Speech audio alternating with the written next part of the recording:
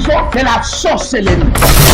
Et nous sommes la viande. Tu n'es pas la viande du diable. Tu n'es pas la viande des sorciers et des sorcières. Tozobele la moto ya nzambe ebanda kozikisa bashene nyonso ekanga bapotentialité ya famille na yo, bashene nyonso ekanga baporte ya libala na yo, ekanga baporte ya ministère na yo, ekanga baporte ya église mpo bato baya te, ekanga baporte ya mosala na yo. Tozobelela moto ya nzambe yo oyo ozalaka na mawa oyokelaka bango mawa. Yoka Exode 22:18 elobi que il ne laissera pas vivre la sorcière. Prions. Lévitique chapitre 20 verset 27 elobi, Dieu dit, si un homme ou une femme ont en eux l'esprit des morts ou esprit de la divinité, ils seront punis de mort.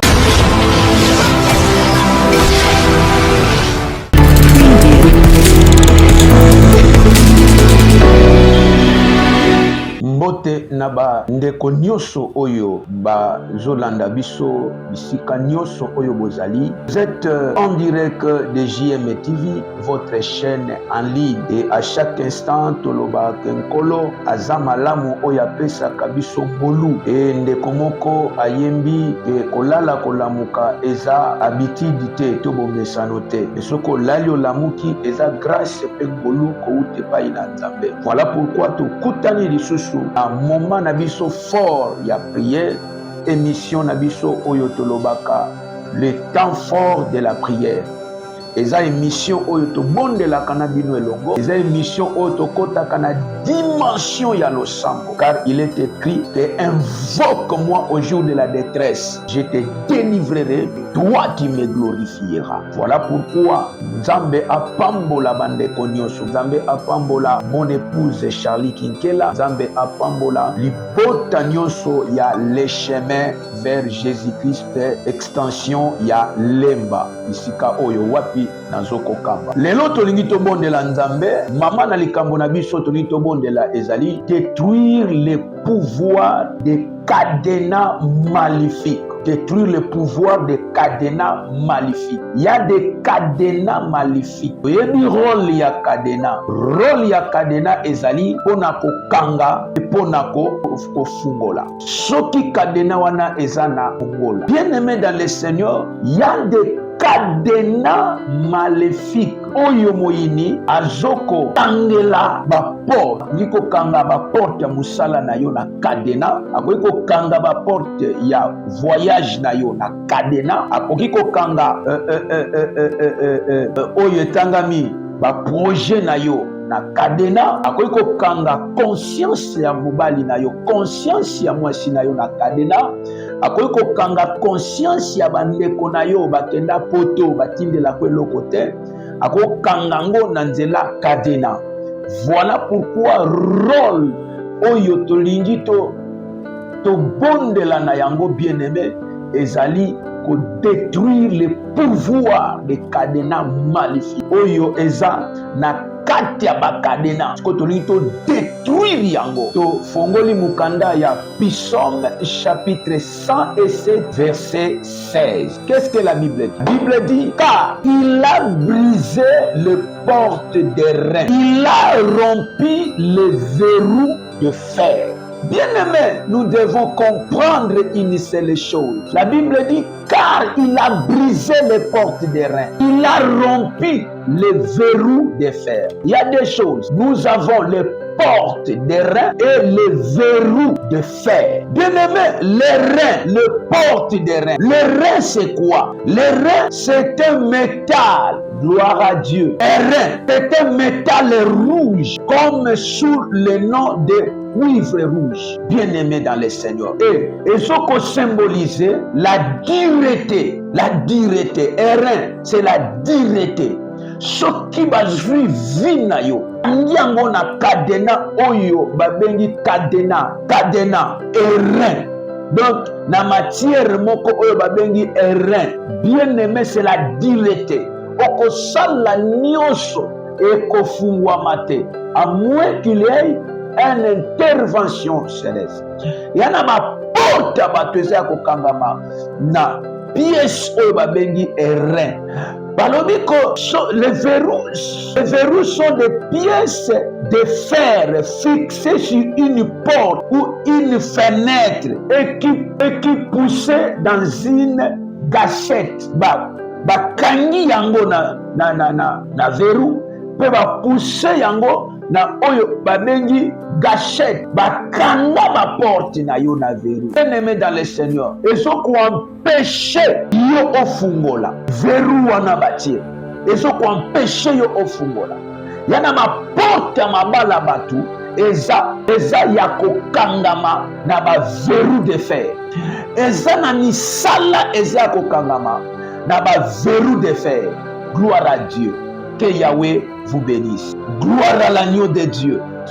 Eza na ba porte ya bato ya musala, ba porte ya voyage, ba porte ya ba projet, ba porte bien-aimé ya ba projet na yo eza ya kokangama na ba verrou de fer. Eza ya kokangama ba porte na yo eza ya kokangama na ba pièce oyo babengi rein. Car la Bible dit car il a brisé. Gloire à Dieu. Que veut-on dire lorsqu'on parle de cadenas maléfiques? Emingi kolobani na tangu tozo kolobela ba cadenas magnifiques. Bien aimé, c'est un moyen utilisé par les méchants pour réduire la vie d'une personne à un état de régression. Ezali moyen moko boye oyo moyini oyo ba méchant bazoko utiliser bazoko sala pona ko réduire bomo ya mutu na état moko régression. Bien aimé, que veut-on dire lorsqu'on parle de cadenas maléfiques? Cadenas maléfiques ezali rôle nango ezali, c'est un instrument utilisé par le pouvoir des féticheurs pour détruire les progrès d'une personne. C'est ça le rôle de la cadena maléfique.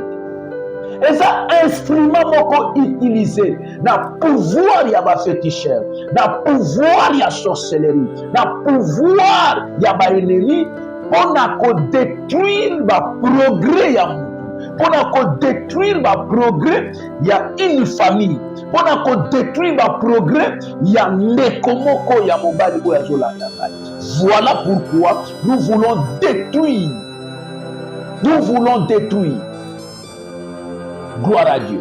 Nous voulons détruire le pouvoir maléfique des cadenas. Rôle y a ma cadena maléfique ou les amis. C'est un objet qui est spécifiquement utilisé par les agents de méchanceté. Et ça dit objet oyo, ba agent ya méchanceté, ba zoko utilisé pour nani, c'est pour enfermer une personne dans une prison magnifique. Ba kanga vie na yo na prison. Bakanga bana no na prison, bakanga ba pensée na bino na prison, bakanga misala na bino na prison, bakanga ba activité na yo na prison, na domaine ya ba cadena magnifique. Voilà pourquoi nous voulons prier et détruire tout pouvoir des cadenas magnifiques. Bien-aimés dans le Seigneur, que Yahweh Dieu Tout-Puissant vous bénisse. Technologie des cadenas maléfiques. Lorsqu'un agent diabolique impacte une cadena d'une force satanique, il appelle le nom de la victime. Yoka. Ça c'est un. Ndenge nini ba fonctionna, ndenge nini ba salaka, landanga très bien. Mais tango agent diabolique a se levé pour na kosala incantation na ye, a impacté mutu na encadena d'une force satanique asalaka nini abengaka nanu kombo ya victime, kombo ya mutu oyo ye azwi abengi kombo na ye mpe aprononce bamalédiction, aprononce baparole mauvaise avant akanga yango, avant akanga kadena. Voilà bacérémonie basalaka abengi nanu kombo ya victime, adéclaré to aprononce maloba ya malédiction, aprononce maloba ya mabe avant akanga bakadena wana. Après avoir koprononce bamaloba ya malédiction, koprononce bamaloba moko ya mabe nde akangi wana. 2 basalaka ndenge nini? Alléluia. Les agents du mal jettent la clé de leur cadenas maléfique dans l'eau. Après avoir kokanga azwi kadena wana akangi ngo pe azwi fongola abuaki yango na mai, abuaki yango na rivière. 3. Les agents du mal jettent, alléluia, les agents du mal jettent la clé de leur cadenas maléfique dans l'eau. Wana deuxième ou soit dans la rivière. 3. Les agents du mal jettent la clé de leur cadenas maléfique dans la forêt. Ya liboso abuaki yango na mai, ou soit abuaki yango na zamba, ou soit akundi yango na mabele, ou soit akangi yango aketia na se ya libanga, akekotia yango na grotte moko, bisika oyo mutu akoki kotiaka te. Mais lelo tozosambela nzambe, nzambe apambola yo, nzambe asoutenir yo, toko continuer yango, bien-aimé dans le Seigneur. Matthieu chapitre 28 verset 2 il dit: et voici il y eut un grand tremblement de terre, car un ange du Seigneur descendu du ciel vint rouler la pierre et s'assit dessus. Alléluia. Lelo tozoko rouler, tozoko détruire, tozoko fongola bakadena maléfique nyonso oyo bakanda musala na yo, bakanda baprojet na yo. Il nous roulera la pierre, bazwi libanga batie yango na porte ya Yesu po Yesu abima te. Lelo bakadena ezokweya, tozofongola yango. Il a brisé les portes des reins. Alléluia, alléluia, alléluia. Gloire à l'agneau de Dieu. Écoutez bien-aimés dans le Seigneur. Yo oyo zalaka na mawa, oyokelaka bango mawa. Yoka Exode 22, 18 elobi. Elobi que tu ne laisseras pas vivre la sorcière. Cela montre combien la sorcellerie peut être fatale pour tes enfants, pour les enfants de Dieu. Tu ne laisseras pas vivre la sorcière.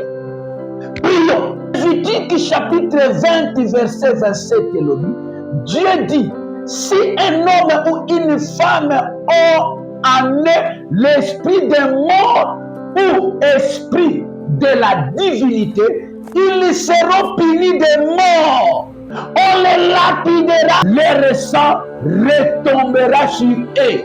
Ézéchiel chapitre 11 verset 2 à 3. La Bible dit: et l'Éternel me dit, alléluia, fils de l'homme, ce sont des hommes qui méditent l'iniquité et qui donnent les mauvais conseils dans cette vie. Ils disent: ce n'est pas le moment, bâtissons des maisons, la ville et la chaudière, et nous sommes la viande. Tu n'es pas la viande du diable. Tu n'es pas la viande des sorciers et des sorcières. Nous allons prier le Seigneur. Tozo compte en attend fort la prière. Gloire à l'agneau de Dieu. Tozo pambola nza. Les comparables Dieu. Nzambe nangolu. Nazo pesa yo un grand merci. Nzambe oya tali sakamilemo. Pambola nza. Eke oya leki likolo na nyonso. Oya pesa kamakasi na bayebanso balukisaka ye. Nzambe na pamboli yo, na élevé grandeur na yo. Si Dieu est pour nous, qui sera contre nous? La gloire du second temps sera plus que la gloire du premier temps. La Bible déclare au Père, lève-toi, sois éclairé, car ta lumière arrive. Sur toi l'Éternel se lève, sur toi sa gloire apparaît. Tu élevé Nzambambolu, tu élevé la gloire de Dieu. Pambola manzambe oya tela likolo péché. Zwa lokumu oya fongola kabakadena. Zwa lokumu oya pesa biso bokonzi. Oya lobaki na Pierre, je t'ai donné le clé du royaume. Ce que vous lierez sur la terre sera lié au ciel. Ce que vous délierez sur la terre sera délié au ciel. Voilà pourquoi, Père éternel, dans son pambola yo, pour opesanga fongola. Dans pambola yo, pour opesanga bokonzi. Dans son ndima, dans zela lo shambo oyonkolo, bakadena nyoso maléfique, ezo fungwama. Bakadena nyoso maléfique, pouvoir na mwezo sila. Bakadena nyoso maléfique, na kati ya meriba, nzambe ya lola, ezo sila. Gloire à l'agneau de Dieu. Merci. Merci. Merci. Tozo bonde la nza, tozo senga puissance, tozo senga force, tozo senga grâce, tozo senga miye ya nza. Et quand ta kati na yo bien-aimé, enfin que ye molingami, tokoka ko affronter moyi.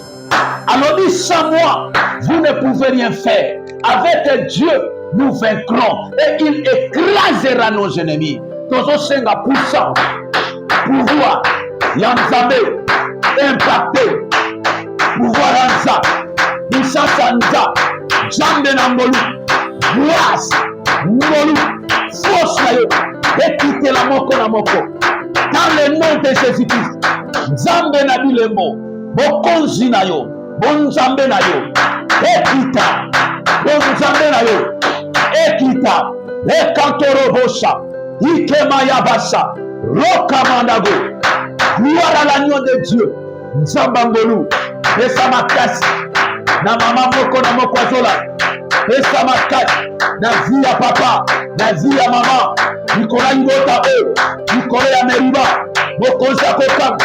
Grâce et faveur, et le canako se manifester dans le nom puissant de Jésus-Christ de Nazareth. Nous allons prier le Seigneur. Nous allons dire, Seigneur, toutes vos potentialités enfermées dans le couvent des ténèbres, je te débloque avec le sang de Jésus-Christ. Ma potentialité na yo nyos, oye kangama na ba couvent ya ténèbres. Il y a des couvents de ténèbres. La kati ya monde ya molili eza na ba couvent. Siko ba potentialité na yo, libala na yo, ba activité na yo, ba projet na yo, société na bino. Oye ba kanga na ba couvent démoniaque. Tozoko débloquer yango par la puissance du sang de Jésus-Christ. Alléluia. Père éternel, dans le nom de Jésus-Christ, je m'en vais maintenant débloquer. Alléluia. Toute mon potentialité dans le couvent du ténèbre, dans le nom de Jésus-Christ. Zinanga, batia yango pe, na ba couvent démoniaque. Ça y est, nazo débloqué. Ma potentialité, nazo débloqué. Conscience ya moko na moko, nazo débloqué. Ministère ya moko na moko. Bondela pona ministère na yo, bondela pona bana na yo. Kende ko débloqué mayele na bango, débloqué bango. Isika nyonso bazali na ba couvent ya ténèbres, ténèbres asala ba couvent. Oyo ba bloqué mayele na bango. Oyo ba bloqué ba mariage, ba bloqué ba avancement. Couvent nyonso ya ténèbres ezala brisé, ezala détruit dans le nom de Jésus-Christ. Gloire à l'agneau de Dieu. Gloire à l'agneau de Dieu. Bien-aimé, tozoko bako sambela. Alléluia. Et anaba destiné ya batu eza bloqué na kati ya prison sorcellerie. Alléluia. Maintenant nous allons prier le Seigneur. Ma destinée, je te débloque maintenant, sors de la prison, de la sorcellerie. Alléluia. Tozo que neko débloqué la destinée na biso. Oye ça, bloqué na kati ya ba prison satanique. Tozo que neko débloqué ba ministère. Tozo que neko débloqué ba conscience ya bato. Et na kati ya prison sorcellerie. Tu ne laisseras pas vivre un sorcier. Alléluia. On savait là. Tu es de gloire. Je m'en vais développer maintenant mon destin. Je m'en vais débloquer mon ministère. Je m'en vais débloquer Meriba. La totale Meriba. Et tous les travailleurs. Je m'en vais débloquer le travail. Je m'en vais débloquer ma famille. Commencez à débloquer ta famille. Commencez à débloquer ton ministère. Batia ya mona prison. Bakanga cadena de rêve. Tojo bon de l'anza. La porte kangama. Dans le nom de Jésus-Christ. Bokamaya Boshe. Et Kantoro Bosaka. Dans le nom de Jésus-Christ. Destiné na yo. Ezala débloqué. Destiné na yo. Ezala débloqué. Ministère na yo. Ezala débloqué. Bakadena nyos. Bakanga. Na ministère nanga. Bakadena nyos. Bakanga. Bakati ya Meriba. Po batu ba progresser te. Po mbongwe kota te. Po batu ba travailler te. Zambe alola. Kadena ya rétrograde. Ezala déverrouillé. Na kombo na ye. Ezala débloqué. Ezala débloqué. Ezala débloqué. Dans le nom de Jésus-Christ de Nazareth. Roma Shakato. Nous allons prier le Seigneur. Toute chaîne de sorcellerie qui enferme les potentialités de ma famille. Brise-toi par le feu de l'Éternel. Tozobele la moto anzam. Ebanda kozikisa. La chaîne de nyonso ekanga ba potentialité ya famille na yo. La chaîne nyonso ekanga ba porte ya libala na yo. Ekanga ba porte ya ministère na yo. Ekanga ba porte ya église po batu bayate. Ekanga ba porte ya musala na yo. Tozo bele la moto nzambe. Ebanda ko brise. Moto nzambe. Ebanda ko zikisa. Zamba lola. Ba chaîne nyonso nkolo. Ekanga ba potentialité ya Meriba. Ekanga ba potentialité ya ministère. Ekanga ba potentialité ya centre évangélique le chemin vers Jésus. Ekanga ba potentialité ya Maman Charlie. Ekanga ba potentialité ya Papa Saka, Maman Nanga Jetu. Père éternel, ekanga ministère ya Papa Pascal Kouko. Zambalola. Ekanga ba potentialité Yesu Masiya Kolonanga. Ekantorobo Shaka Marigo. Ekamaribo Saka.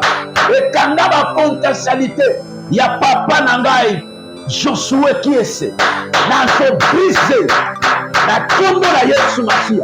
Ekanga ba potentialité ya Mama Shekina. Ya ma sœur ya wendanga ngolu. Alléluia. Roka Maribo Sheke. Gloire à l'agneau de Dieu. Et à la briser dans les noms puissants de Jésus-Christ de Nazareth. Que l'Éternel notre Dieu vous bénisse. Nous allons prier le Seigneur. Je libère ma vie et ma famille de la servitude des idoles ancestrales au nom de Jésus-Christ. Prions. Alléluia. Nous allons libérer famille nanga, nous allons libérer vie nanga, nous allons libérer musala nanga, nous allons libérer bana nanga, na kata servitude, ya ba idole ancestrale familiale. Dans le nom de Jésus-Christ, je m'en vais libérer mon ministère. Ô Père éternel, dans les servitudes des idoles, je m'en vais libérer mon travail dans les servitudes des idoles ancestrales. Je m'en vais libérer mes enfants. Je m'en vais libérer, Père de gloire, le ministère de mon pasteur Josué, le ministère de mon évangéliste Pascal Bouko, dans le nom de Jésus-Christ, dans le servitude ancestral, na kombo na Yesu Masiya, nazo libéré, nazo libéré, nazo libéré. Vie à maman Charlie Kinkela, vie à papa Saka, vie ya mama Jetou, na kati ya couvent ya ténèbres, na kombo na Yesu Masia, tika nzamba milembo à soutenir bino. Gloire à Dieu. Je libère mes percées du couvent des ténèbres. Tu vas libérer tes percées du couvent du ténèbres. Tu vas libérer ton ministère du couvent du ténèbres. Tu vas libérer tes enfants du couvent du ténèbres. Tu vas libérer ton travail du couvent du ténèbres. Tu vas libérer ton mariage du couvent du ténèbres. Tu vas libérer ta santé du couvent du ténèbres. Ton bon de Nizambé. Dans le nom de Jésus, je m'en vais libérer mon percé du couvent du ténèbres. Nazo libéré percé nangai, santé nangai, mariage nangai, bon de lanza, ministère nangai, zambalola, nakata percé, nakata couvent, ya ténèbres. Dans le nom de Jésus, que la grâce, la puissance, la manifestation du Saint-Esprit ezala na vie na yo, na kombo na Yesu Masia, Nzamba bilembo à soutenir yo. Alléluia. Mes progrès enfermés dans les hôtels maléfiques soient libérés. Que tes projets enfermés dans les hôtels maléfiques soient libérés. Au nom de Jésus-Christ, je prie un bon Dieu. Toi, hôtel maléfique, qui enferme les ressources de mes enfants, qui renferme les ressources des enfants de Dieu, je libère, nazo libéré yango, nazo libéré yango, dans le nom de Jésus-Christ, et ça l'a libéré. Ma possession enfermée, ma possession enfermée, il y a vie na yo, ma possession enfermée, il y a ministère na yo, ma possession enfermée, il y a mariage na yo, dans les hôtels maléfiques, et ça l'a libéré na kombo na Yesu Masia. Nous allons débloquer tous les cadenas maléfiques et nous allons libérer nos ressources, nos potentiels, nos percées enfermés dans les cadenas maléfiques. Au nom de Jésus-Christ, je débloque tous les cadenas maléfiques et je libère toutes tes ressources. Je libère tous tes potentiels. Je libère toutes tes percées enfermées dans la prison satanique, dans le nom de Jésus-Christ de Nazareth. Alléluia. Je débloque de la prison du ténèbre ton mariage, tes enfants, ta famille, tes études, ton diplôme, tes affaires, ton emploi, ton finance, ton carrière. Je les débloque. Ta femme, ton mari, je les débloque. Au nom de Jésus-Christ, santé na yo, vie na yo, percée na yo, ministère na yo, et ça l'a débloqué. La prison ya ténèbres, je déclare, lève-toi et brille, lève-toi et brille. Pelema pengenga, dans le nom de Jésus-Christ.